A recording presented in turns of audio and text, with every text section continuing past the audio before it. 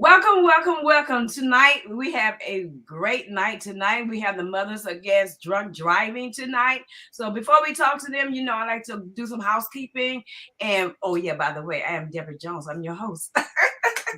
Before we can bring them on, I like to do some housekeeping. And tonight we're going to still talk about COVID. COVID is still out there. There are some states that have already mandated that no mask wearing. So I know it's going to get closer to Texas, where no one has to wear a mask again. I know I have gone to different places, even a doctor's office where the shields have gone down now. They're letting people come in. They're letting you come in with a mask, whether you want to or not. But then their office is shield free. But still wash your hands, still wear your mask, still watch your distance because you never know. Now this morning I had to take a COVID test because I woke up this morning, I was so sick. And I'm like, oh my God, I can't go around these kids like this. So I took a COVID test this morning, but it came out negative. Thank you, Jesus. It came out negative. So I went to work and still had to leave. And so, because I still wasn't feeling well, so I went to the doctor and they gave me a COVID test. So I had two today. They're going on my nose today, but it's all good. They both were negative. So look, let's do what we need to do. CDC has already put this stuff out, and for us to do what we need to do to keep us safe, and that's what we need to do. Now, on that note, elections going on. The doors will be closed in about the next 30 minutes. You have time to go out there and cast your vote. 7 o'clock, it will be over. The doors will close. And don't think that you're going to get the results at 7. It's going to be a little while before they do it because they were having problems this morning.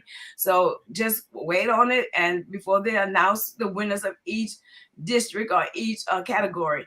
I know District 22 is going to be a tight race in District 22 where they're taking Joe Desater's place. There is really a tight race in that. So they might have to do a runoff in there. If they do a runoff, it will be in May. So, but we need to just hold our seats, put on our seatbelts, and just hold tight. And whoever wins is going to win. Simple as that. And they have to get over 50% in order for them to win the election. Then they have this was the primary, so the election time would be in November where they run against their counterparts. Okay, so with that being said, also we're gonna go ahead to our screen and we're gonna have the Mothers Against Drunk Driving. They're gonna introduce themselves. We have Vanessa Jackson and we have Casey Harris. Hello, ladies. How y'all doing tonight? Good, Hey. good. They try to be shy, y'all. They talk me just now to death, and now they try to be shy. So, ladies, why don't you guys introduce yourself to the public? I'm Casey Harris. I'm the manager of victim services for Mothers Against Drunk Driving. I came to M.A.D.D in 2011 when my brother was killed by an intoxicated driver. I called M.A.D.D and I said, hey, I'm just a sister. At that time, I didn't really know anything that M.A.D.D did, and I learned about all the services M.A.D.D has to offer for victims and all the things that M.A.D.D does within the community. In 2019, I came on to staff as a victim service specialist, and last year I moved into the position of manager of victim services. So I'm the manager of victim services from like Galveston, Bryan College Station, all the way down into Edinburgh. So it's a large geographic area. Is this nationwide? It is, yes, ma'am. Oh, cool. Vanessa? Okay, my name is Vanessa Jackson, and how I became involved with M.A.D. October 2nd, 2004. My only son was killed by someone that had been drinking and driving. I was driving the vehicle at the time, and it was 6 family members in the car. Some of us were injured, but my son ended up passing away October 20th, 2004. Right after that, a relative called M.A.D. and was telling him what happened, connected me with M.A.D. After that, I started being involved with M.A.D. I've been with them ever since. I've helped sit in court with people. I've helped, go to families and talk with them, things like that. I have done different things in the office for M.A.D. and they have been with me every step of the way through the process, even up till still today. Anytime I need something concerning my case, pick up the phone and call, and they're right there. Right, right. So, guys, how did Mothers Against Drunk Driving start here in Beaumont? So, I'm going to be honest. I'm not exactly sure how our Beaumont location started. I know that it's been in the area for probably 30 some odd years. Our national organization started when Candy Leitner, she was a mom in California, and her daughter, Carrie, was killed by a drunk driver. Carrie was walking on her way to the park one day, and a man killed Carrie. The guy had bonded out of jail 2 days prior for a DWI. And that's when Miss Leitner found out that the man that killed her baby girl most likely wouldn't face any prison charge. So around her kitchen table, Mothers Against Drunk Drivers was founded. And I think it was 5 days after her baby was killed. And in 1984, we changed our name from Mothers Against Drunk Drivers to Mothers Against Drunk Driving. The organization is really big to push that it's not against the person, it's against the action. So that's how our organization formed. And it's back then we were chapters, and people would contact M.A.D. and they would say, "Hey, I want to start a chapter here." So it was, a group of people that, had been impacted by intoxicated driving. So that itself tells us more about your mission. What is your mission? So our mission, we have a 4-pronged mission statement. It is to end drunk driving, help fight drug driving, support the victims of those crimes, and to prevent underage drinking. So we kind of dabble our hands in a little bit of everything that'll help put an end to intoxicated driving. Right, right. If you let me talk to my listening audience. If you guys are on Facebook or YouTube, because we are on Facebook and YouTube, and if you guys are on there, come on the comment screen and tell everybody hello. Tell Vanessa hello, and tell Casey hello, and let me know that you're out there. Excuse me. Excuse me, y'all. Every once in a while, y'all forgive me. I'm a cough, but it's a good cough because it ain't COVID. It's a good cough. Okay, so you were saying the mission is to stop drunk driving. How is that so? So we do. M.A.D. has been instrumental in raising the drinking age to 21 in all of the states. We've worked real hard to get the blood alcohol content to 0.08 in all states. When people get a DWI, we have worked through legislation to tougher those penalties for DWIs and to get the interlock in vehicles for people that have DWIs. Right. So we do a lot through the community. We do a lot through our victims and a lot through legislature. Okay, so what type of interest group do you have? Does M.A.D. have? Can you explain a little bit more? I'm sorry. I mean, it's just like you go into a group and they'll say, "Hi, my name is Vanessa," and they'll say, "Hello, Vanessa," and then you start talking about your situation. So what type do y'all have, that type of group or what? So we have M.A.D.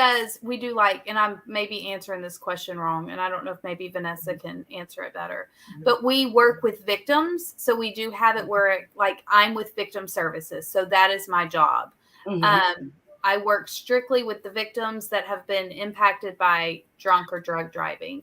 We have people that work in our programs where they are working out in the community. They're getting the word out in the schools or health fairs or whatever. And we have a group that works with legislature, and that's what they're doing. They're out there getting all of the laws changed and stuff like that. So, we have our hands in a lot of everything. I would hate to say that we're just focused on one specific thing with our organization. Did that answer your question? Yeah, yeah, it did. Okay. Yeah. I remember a couple of times it was a van load of us, and we would go to Austin Mm-hmm. and talk to people that's from our area that's supposed to represent us to Right. get them to vote, for stricter laws. I've also participated, and we went to Washington D.C. and did the same thing. Mm-hmm. And I think every little bit helps. Every little bit helps. Right. Right. Let me go back to my viewers. Kathy, hello, Kathy, Honey, Dorinda, and Stephen, Jasmine, Dorinda again, and Aaliyah. You guys go ahead and hit your share button because sharing is caring. Let the people know that we have Mothers Against Drunk Driving on the podcast tonight, and they need to hear all this. They need to hear what's going on because we have a lot of people. I know your organization has to be huge because there are a lot of people who have had that in their family. Someone has Yeah. killed their Mhm. relative, because Mhm. of a drunk driver. Mhm. So, Mhm. I think it's a lot of people that's been affected some kind of way about with somebody drinking and driving, or having drugs and driving.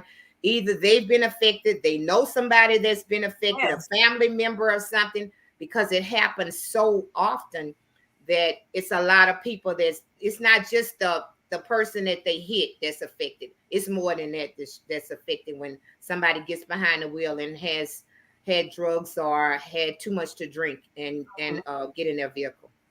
I remember. Now, when I was in school, my children were in school.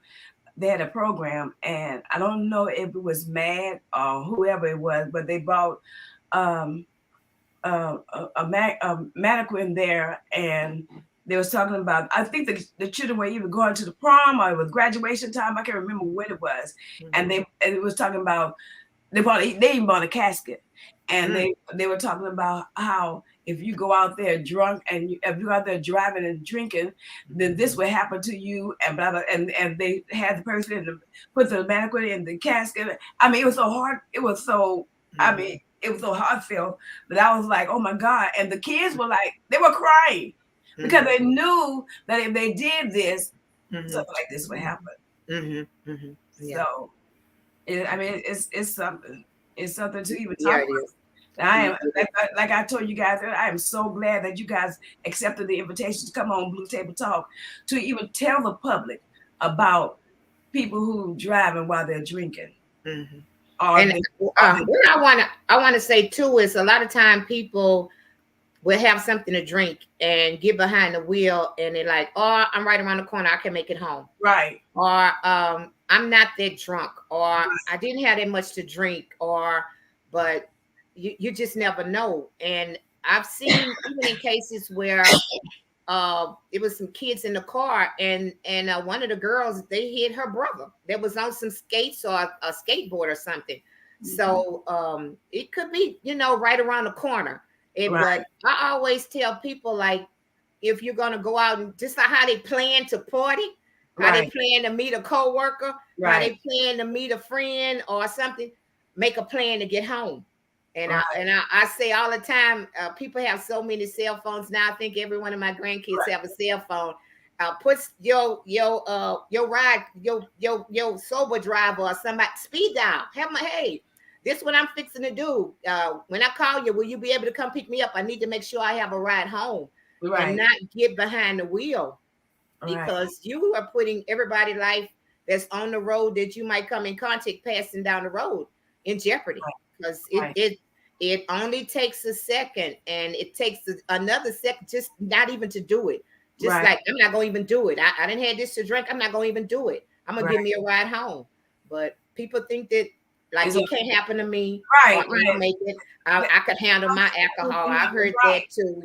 I've even heard one guy tell me, because we also participate in the prison ministry.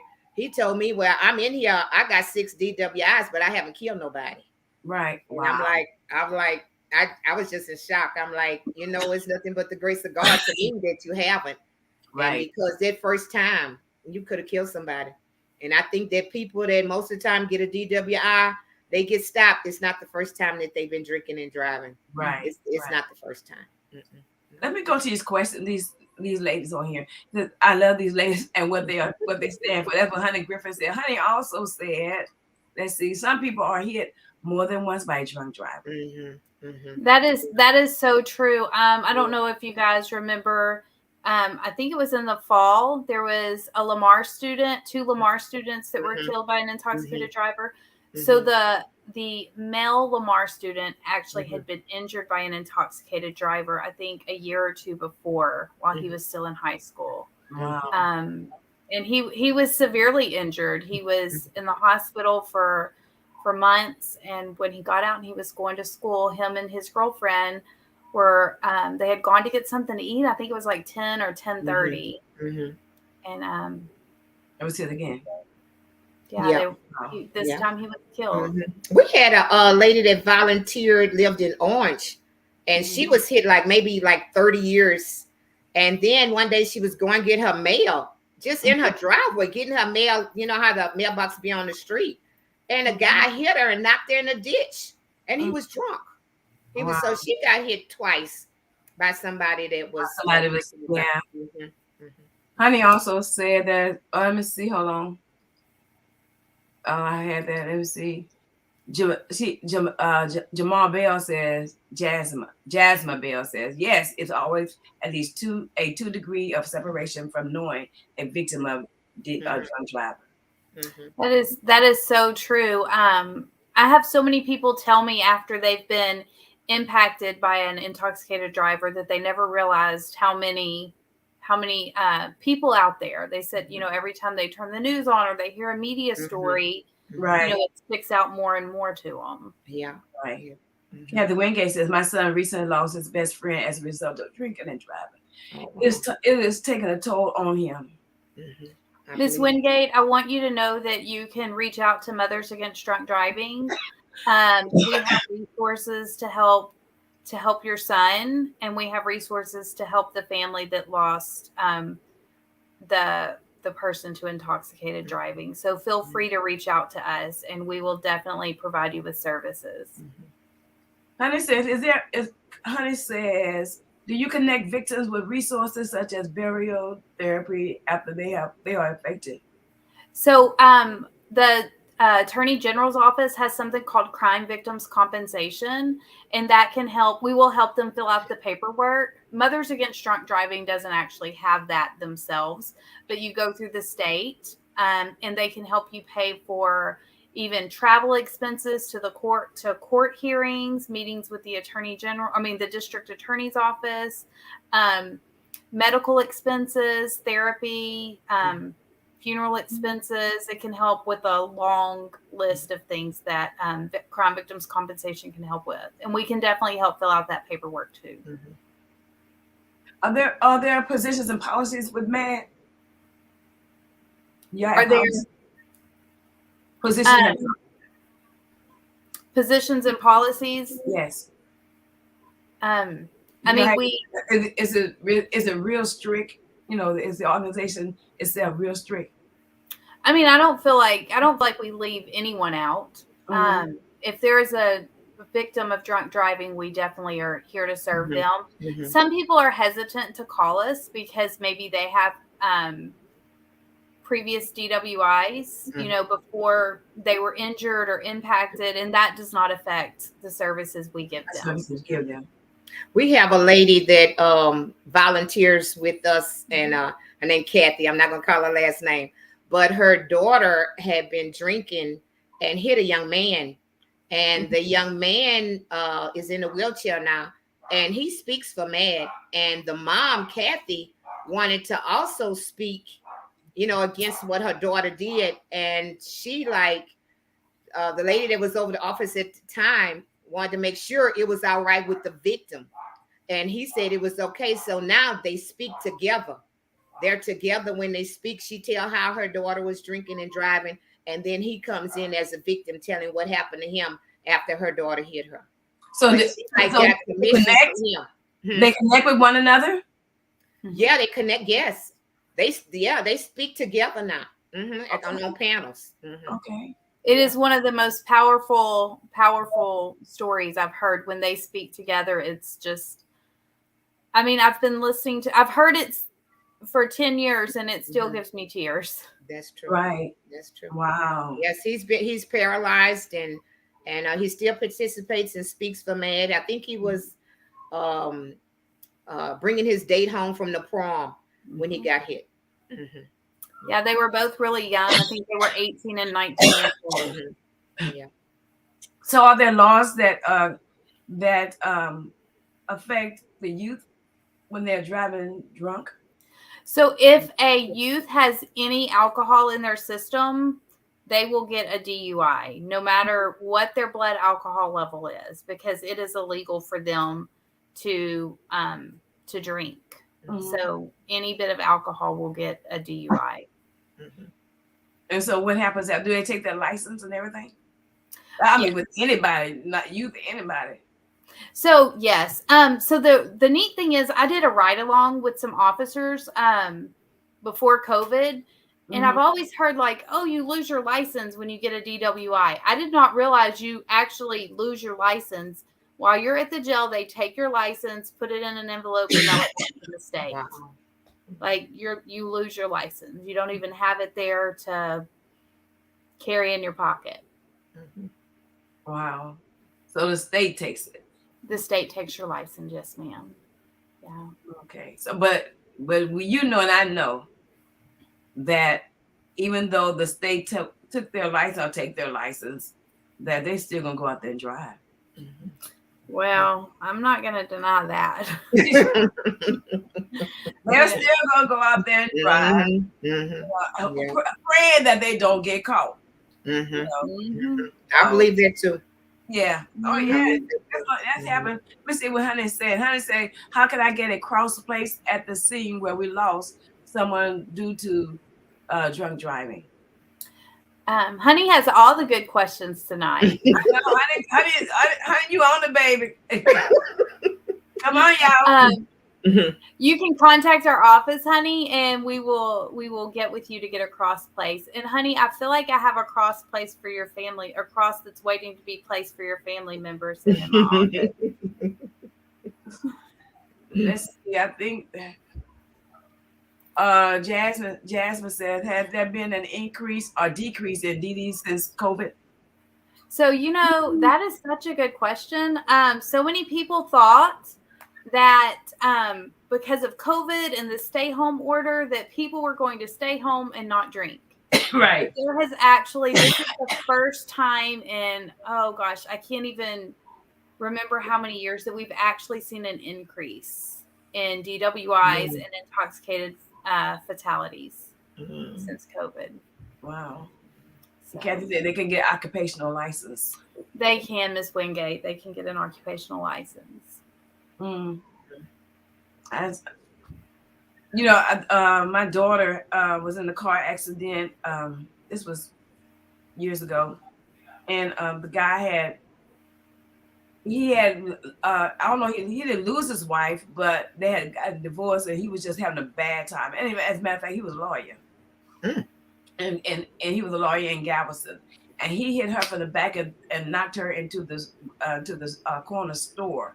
Mm. And so when just happened to pass on the freeway, and I saw that was my daughter down there. Oh, And I my. got out and I turned my head. At that time I was married.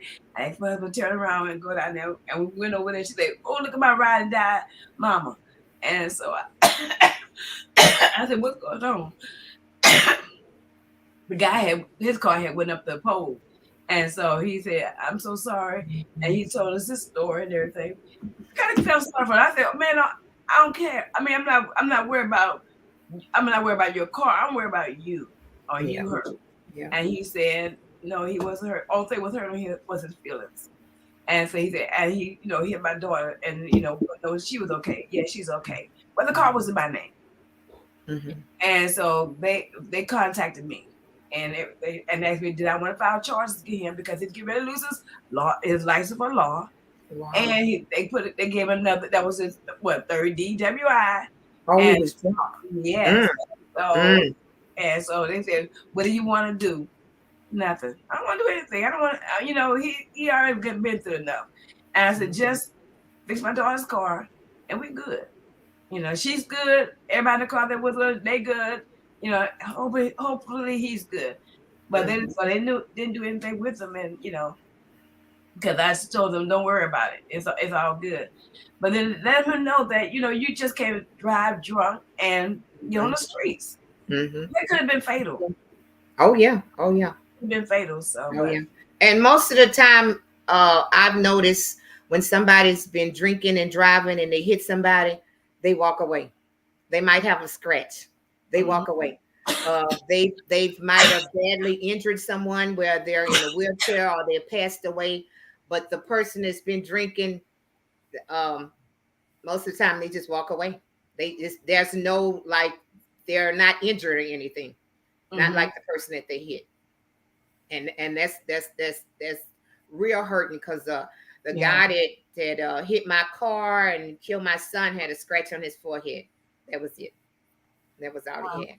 Hmm. So, Yeah. Vanessa, if you don't mind me asking this Hmm. question, Hmm. did your son die instantly, or was he in the hospital? No, we were on our way. It was about six of us. I picked up my two daughters, three grandbabies, and then my oldest daughter was pregnant at the time. We were on our way to go get something to eat. We had entered the freeway on Highland, Mhm. and we was going to IHOP on College to get something to eat. And I was probably doing about 60. He was doing 100, and he was going in and out of traffic, in and out. He got behind me. He didn't go over far enough. I was in the right hand lane. He didn't go over far enough in the left hand lane before he passed me. Clipped the side of my SUV. My SUV went spinning. When we start spinning, we start flipping. And when we finally settled down, my youngest daughter told me that my son was not in the vehicle. And I looked, the window was gone, the door, all that, was messed up. And, so he got thrown out, but we did find him like in the grass later on, and I could see him getting up off the grass, so he was alive. That happened October 2nd. They took him to the hospital. It was my grandbabies, all of us went to the hospital. My daughter that I told you was pregnant, she was admitted, and then my son too, when he was admitted, they found out that his hip he had fractured his hip. It completely, like a part of his hip come loose, broken too, I guess. And so they admitted him to, he was in ICU. My daughter that was pregnant started having problems with her pregnancy. She was not due until the next month. And my son, they put his hip back together. He even lacerated his kidney. He had to start having dialysis while at the hospital. Right. But that happened October 2nd. And October 19th, they did emergency surgery on my daughter to deliver her baby. And Right. the October 20th, my son, who had been having procedures to go clean out his wound, he had another procedure done. And they were going to clean his wound out. And I remember as we were walking with him down the hall, he kept asking, were we going to be there? Me and my husband, were we going to be there when he got through? And like, we always here. We'll be waiting on you. We'll be waiting on you. And he kept telling me and my husband how much he loved us and stuff. And that, y'all going to be here when we get through. And that, because every other day they would have to go, what they did was, I think they called it debris removal, where they would clean his wound out, where they had put his, pins in his hip. Mhm. And he turned the corner in the bed and raced up on his elbow, and he said, Mom, I love you, Daddy, I love you. He said, y'all gonna be here when they get through with me? Like, yeah, we gonna be here. And we were in the waiting room. This was October 20th. And Mhm. doctor came in and said he had started having complications after this procedure and that they were working on him. And I remember when they was, I remember telling him, just let me talk to him, let me whisper in his ear, let him know his mom is here, that he's not by himself. And as we were going down the hall to go see him, I was informed the doctor had left, and he had told me he wasn't. And when I got in the room and seen they were working on him, trying like to revive my son, and I remember telling him, he's gone, just let him go. And I think the hardest day of my life was, it wasn't the wreck, it was telling him to let him go. He was Mhm. 23. He was my only son. I do have a stepson, but he Right. was my only son. And he did live the accident, like I said, happened October 2nd. And my Mhm. granddaughter was born October 19th. And the next day, my son passed away October 20th. So we do a birthday party one day and we at the cemetery the next day. Wow. Wow. Mhm. So did you guys have to have therapy? Yes, yes, we did. Yes, we did. Matter of fact, I think about my whole family had therapy. And even though it's been like years, it Mhm. seemed like it was yesterday. It Wow. seemed like it was yesterday. Some people say it gets better with time, but Yes. it might get a little easier, but it's still a struggle. Matter of fact, this month would be his birthday. Okay. Excuse me, March 12th would be his birthday. And so it really gets hard right before February, Mm-hmm. month of March. And then I kind of start feeling a little better, probably around April. And then I start getting sad again around September because October is coming Right. and stuff. Right. So, and I think people need to know it does not only affect the person that you hit, but it affects a whole array of people, his cousins, his aunts, his uncles. Everybody missing him. His nieces and nephews that were in a car with him. Everybody missing him. So it just doesn't affect the person that you hit. It affects a lot of people. And what I do, one of the things I do is like MAD has what they call a victim impact panel, and that is where people that's been convicted or arrested or charged or whatever has to attend this class. And Okay. so what they do is the victims come in and express to the people that's been drinking and driving or drugging and driving how this has affected them. And so they have to sit there and listen, and it's just to make them realize the impact of what they did. It's just not like, oh, I was just trying to get home and stuff in it. And I hear a lot of people say, well, it was an accident. It was an accident. And I always tell people, to me, an accident is when you write something down and you take a pencil and you can erase it. That's what I call an accident. And so we try to make people realize like the effect that they have when they get in a vehicle. And every time I speak, I always say, if I could just get one to not get behind the wheel, it's well worth it. And I do believe for people to change their way of thinking by it's okay to drink and drive. When I speak, I try to get them in the heart. If I could get them a heart, I could change the way they think about what they're doing. So I try to work on their heart. I tell them stories about Jeffrey, trying to get them to see how he was loved and what type of person he was. And like I said, get them in the heart, and then that way, hopefully, their way of thinking about drinking and driving, will cease. And, Right. and I like it when there's a young child, youth, I would say, in the class that should not have had anything to drink at all. I really focus on them because I've seen, especially like my offender, they're repeat offenders. Like I said before, a guy had 6 DWIs. So Wow. like most of the time, the youth, it's just their first time. And so I really want to stop them for being like, this is my second DWI. This is my third DWI. This is my sixth, but I haven't hit nobody. So I really try to focus on them because they have like their whole life ahead of them. And it's like it's time to make a change. It's time not to repeat, Right. and be back in this class like you have to be right now, because like you're missing out on being with your friends. You're missing out on doing other stuff because you have to do what the court ordered you to do because you decide to get some alcohol, wasn't even of age, Right. get some alcohol and get behind the wheel. You're right. Yeah. In case you as well, you had a family member. I did. So actually, my nephew was severely injured in 2009, and my brother was killed in 2011. So Both by drunk drivers? both by, yes, ma'am. The man that killed my brother was on drugs and alcohol. The man that injured my nephew was on alcohol. And just like Vanessa, so many people first get involved with M.A.D D. Their first part of volunteering is doing the victim impact panels. And for some people, that's when you look at it, you feel like it's for the offenders, for the people that have the DWIs. Right. But it was actually created for the victims to give them a voice.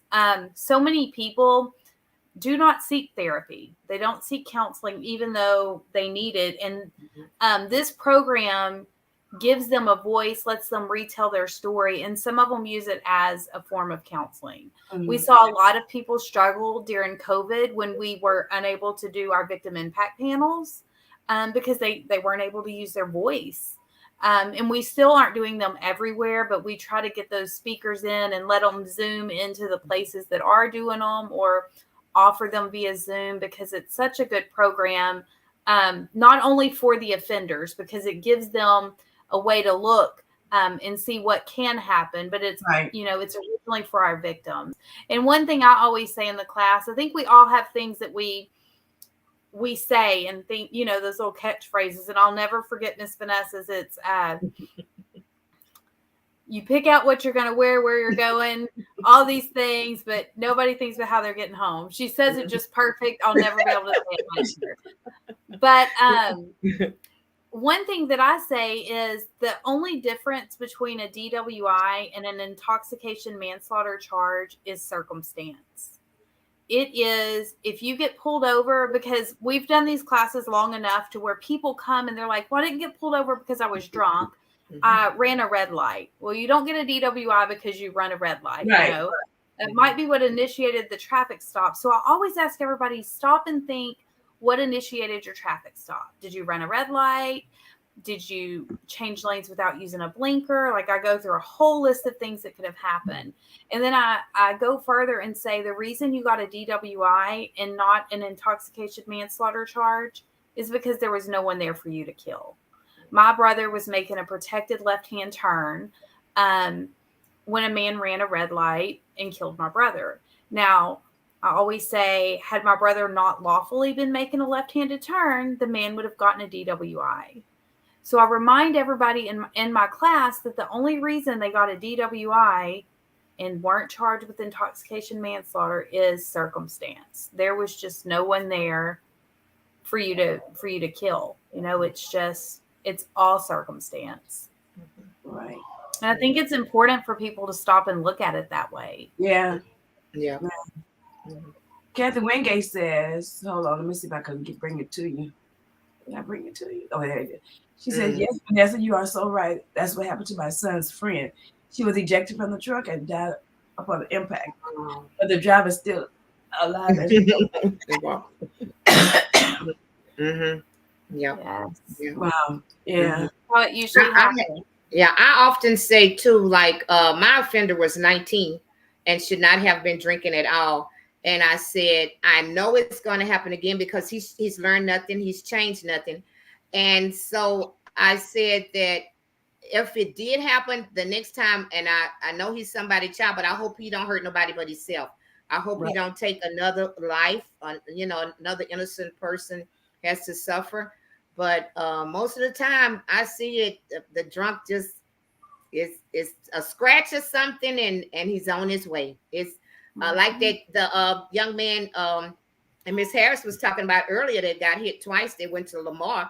I think the guy, he was in the hospital for a while that hit him, and then now they can't find him. Last I heard, I think they say he's gone to Mexico. He's gone about his business. Wow. And they can't find him. Last I heard on the news, they were looking for him. He's gone to. They think he's in Mexico.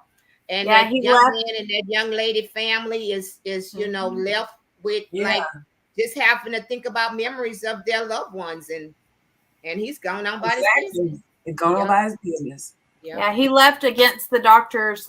He wasn't released. He just left the hospital. Casey says, Honey says we are still having therapy. Yeah. And then she says, Casey, do you feel local judges are doing a good job working alongside M.A.D.D with stricter sentences, or can it be better? Well, I think it can always be better, but I do think that in some courts we're seeing judges that always give a really strict sentence. In some courts we see judges that don't give a strict sentence. So it depends what court we're talking about. And I can't call any out specifically. But, we had a case last week where two brothers were killed, and the driver received 2 14-year sentences stacked. So he, was sent to prison for 28 years. And, the victims were happy. And a lot of people get really frustrated. I know we've had a couple cases lately that have came through, and they've been probation cases. And I know for sure one of those cases, the victims wanted that person to get probation. So sometimes when these judgments come back and that person is sentenced to probation or 5 years in prison or whatever it is, a lot of times that is the victim's family that is pushing that for the offender for whatever reason. And M.A.D.'s stance is we're here to serve the victim. So if that victim wants their offender to get probation, then that's my job, is to advocate for what the victim wants. Now, me personally, I mean, I think it can always be right. More. So whenever there's a judge that, I mean, a case whereas it is against drunk driving and everything, you guys show up? So if the family contacts us, I don't work DWIs. So when someone gets a DWI, you're not going to see me in court. But when someone is killed or injured by a drunk driver, the family reaches out to us and we'll go to court with them. We provide a lot of emotional support. That means I talk to a lot of people. I listen to a lot of people. We get them in contact with other peers. Sometimes I reach out to Vanessa and I'm like, hey, I have a mom that lost her son. Maybe the son was around the same age as Jeffrey. And I'm like, can you visit with this mom? And Vanessa will reach out and talk to the mom. So we'll contact them with someone with their same scenario. We have support groups for people, just anything we can do. But we do go to trial with families a lot when they contact us. Jasmine Bell says, and that's carelessness, is like relying that day over and over. Reliving that day over. I'm sorry. Reliving that day over and over. It's unbelievable selfish. That's true. I tell people all the time that get behind the wheel, they're selfish. They're thinking about nobody but their drink, their self. They need to think about their family members. And, you know, they could be the one, it could be killed. Or you could be drunk and have a family member in the car with you. Right. And, you know, you could injure them. So I tell them all the time, I think it's just being selfish when you decide to get behind the wheel and there's just no reason. So I say it a lot. They need to think about somebody other than themselves. So is there any fundraising or donations to this cause? So every year we do something called Walk Like M.A.D., and it's a 5K event, and it's our local fundraiser that we do, and we get victims to come out, and they have a team in memory of their loved one. My family's team is Precious Memories because my brother's nickname was Precious. So you get your team together and you go out there and you're able to meet other people and other victims and walk alongside them. And the feeling you get when you're at a walk is just knowing you're surrounded by people that get it, people that have been there. They may not have lost the same relationship that you lost in your life, but knowing that they're walking that journey with you. I know that I don't know when I met Vanessa because we've known each other a really long time, but I remember the very first walk in Lumberton, and I'm sure Vanessa can probably echo this. As soon as the drum line was starting us off, and then as soon as everybody started walking, I just looked around and I started crying, not because I was sad, but because I was surrounded with everyone that understood.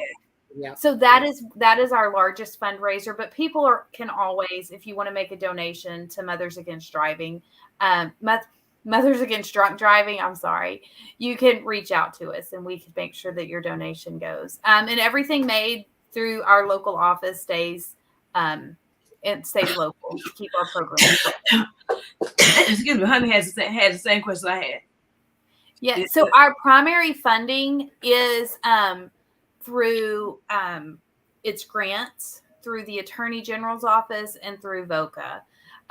The reason fundraising is so important, though, is that the funds that we get from the Attorney General and from VOCA are restricted. So it's, we can't do everything with them. I can't go out and the victim impact panels are not covered with our grant money. And those are super important things that we do for the victims and for the communities and our health fairs and stuff like that. So, it's really important for us to get those unrestricted funds in. So who are your partners? Yeah. Oh, okay. I Um, also we, wanted to say, don't forget, we also acknowledge the police officers and sheriff departments with the Okay. law enforcement We awards did. for giving out DWIs. Yeah. Oh, yes, and that's not covered. That's not covered with our grant either. Quality Mat Company usually sponsors that whole event every year. And Quality Mat Company in Beaumont usually sponsors that entire event. Other than that, we have different people in the community that reach out to us. and so Um, who are your partners? well, we get our primary funding through the Attorney General's office Oh, and federal well, grant. no, nothing local. Quality Mat Company locally is who we get our largest donation from locally. Do you think that all the vehicles should have a breathalyzer? And if So, they did, would they use it? so I think 100% think that if you have a DWI, you need an ignition interlock. I would go a step further, and this is personally saying I am a really big fan of the Scram bracelet. It's an ankle monitor that detects your blood alcohol level through your Yeah. sweat Yeah. on average about every 30 minutes. What about- That is my Yeah. personal preferred thing. M.A.D.D has been pushing this new act with the that was just passed through. I don't know. I don't work in legislative, but the president has already signed it, so we're good to go. But it will put alcohol sensors in all new cars. It'll be a couple years before they come out. Right. So M.A.D.'s a huge proponent of that. And I think that over time, it's definitely going to decrease our numbers of alcohol related fatalities. But yeah, I'm excited about that. That's going to come out when they bring those electric cars out. No, it's going to cut. No. So I was talking to Vanessa about this. We've been hearing about this for so long that I really thought, I thought that it was just people talking about it. Like, there's no way. But it actually, they're supposed to have a plan implemented within the next 2 years on how they're going to get this technology in new cars. So it'll be like seatbelts. You know, when seatbelts first came out, it took a long time to get them in all vehicles. Yes, long time. I still be driving down the street. Oops. Yes, it's a step in the right direction. So we're super excited. President Biden signed that into law when he signed in the big transportation bill not too long ago. Right. So. Right. Wow. That would be something. Yeah, I don't know the ins and outs of how it's going to work, but I'm excited. We have not had a deathless day on Texas roadways since November 7th of 2000. Awesome. So every day since then. No, every day. Yeah, that's the last time there wasn't a death on the road. But then not somebody just drinking and driving. I mean, primarily crashes. When you look at the statistics, when you narrow them down, there's usually some sort of substance there. So, so we're really hoping that this technology is going to change that number, give us a deathless day. Right. So to be a part of M.A.D.D, you have to have had someone in your family or someone close to you to be a part of it. What? No, you can just, we have people that just want to be involved with M.A.D. They like our mission, they like what we stand for, and they want the community that they live in to be safe. We have all sorts of volunteer opportunities for anyone that wants to get involved.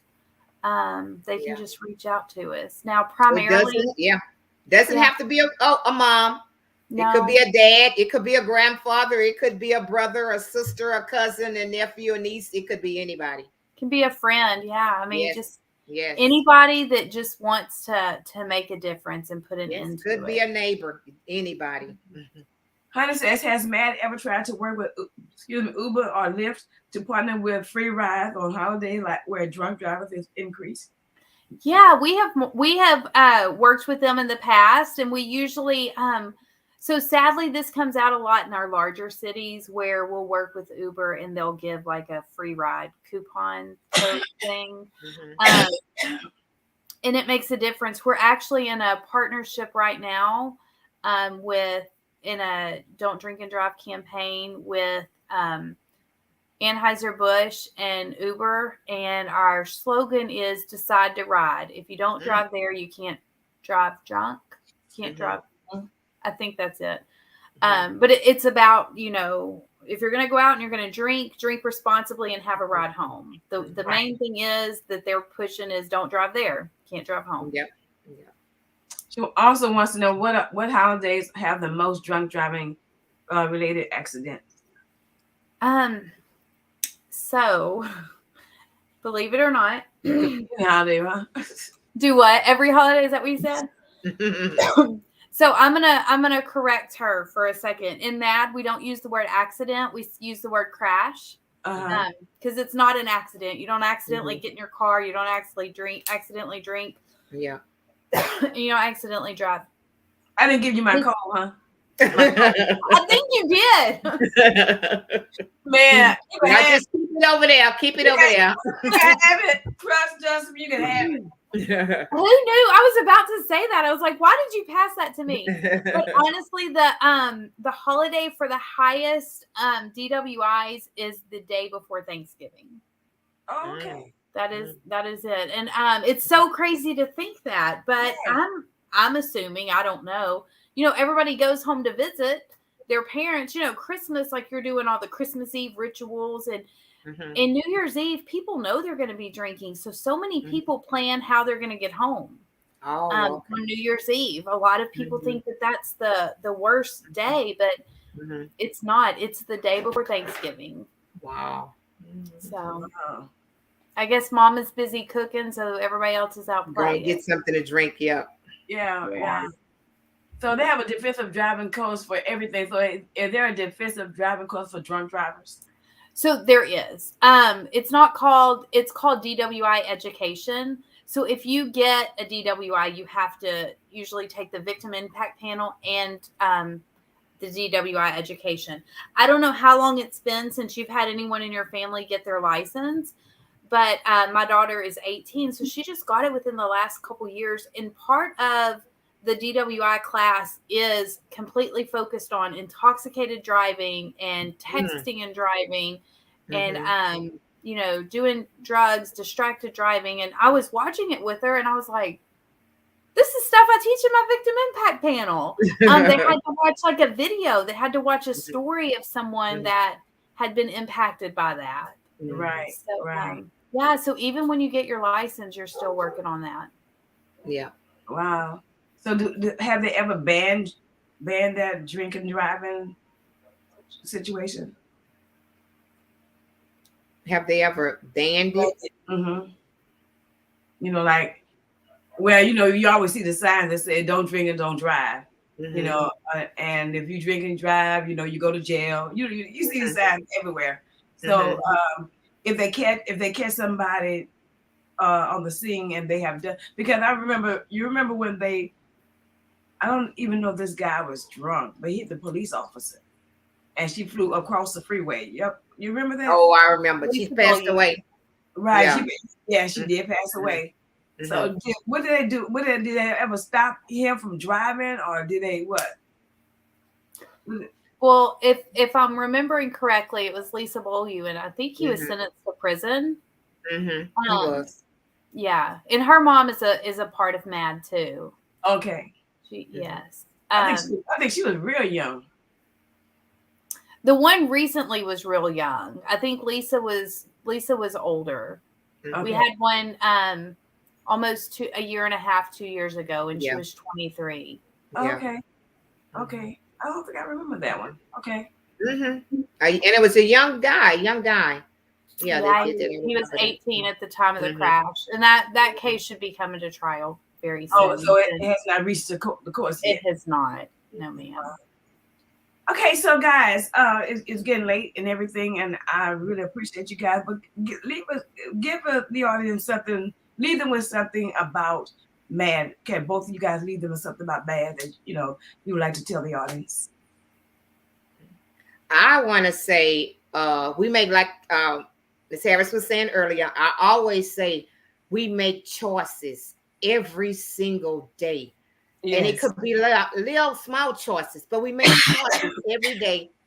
And so, like I said, we choose what we're going to wear that day. We're going to choose what vehicle we're going to drive, what route we're going to take to work. We choose what shoes we're going to wear. So we need to make a choice that if we've had something to drink, we're not going to get in the vehicle, crank it up and drive. We're not. We're going to do everything in our power. If I didn't have a ride home, I would sit there. They call me a cab, call me an Uber, call me somebody, call my mama, call my husband, somebody. I'm not going to drive. And I tell people all the time, I don't have a problem with people that drink. I for one, I don't drink. I don't smoke. That's just me. But what I have a problem is when you've had something to drink and you get behind the wheel. That's where I have a problem. I tell people all the time, if you want something to drink, that's you. Go get your alcohol, go get your beer, whatever. Take it home and drink it. Take it home and drink it. And if you decide to go out and drink somewhere, make sure you have a ride home. That's what I Right. want to just make sure you have a ride home. Yeah. Awesome. Casey, do you? You know, I always, I heard not too long ago that drunk driving is a choice made sober. And that is so true. I always talk about how, you know, my husband and I, we were out somewhere. It's been a couple years, but I walked up to him and I said, "Hey, you're driving home." And he knew that meant I was going to go have a drink. A couple hours later, we're still at this event. And he comes up to me and says, "Hey, we're going to Uber home." And that whole conversation took about 30 seconds. And it happened before I took my first drink, I said, "I'm not driving." Before he got his first drink, he said, "We're going to Uber." And that is so important. The emphasis on getting home has to be made there. Right. I always tell people, let's pretend like it's 2:00 in the morning and you're at the bar and you've had too much to drink. You don't want to call someone because they're going to be mad. But fast forward till, these people get their DWI, they're sitting in jail and it's 4:00 in the morning and they will call anybody in the world that will answer their phone. Their grandma's, aunts, cousins, uncle, they don't care. If they're going to answer the phone, they'll call them. And I always say that importance needs to be made on getting home. Before you take that first drink, call that grandma's, cousin's, aunt's, uncle, whoever, before you take that first drink. Because that phone call from jail may not be, "I got a DWI." It's so easily, due to circumstance, can be, "I killed someone" or "I critically injured someone." And there you are looking at, losing 20 years of your life from that. And the thing with intoxication, manslaughter, and intoxication assault is those sentences can be stacked on each other. So if you're in a crash and you injure 2 people and you kill 2 people, you're looking at 60 years in prison because you can get up to 20 for each person you kill and 10 for each person you injure.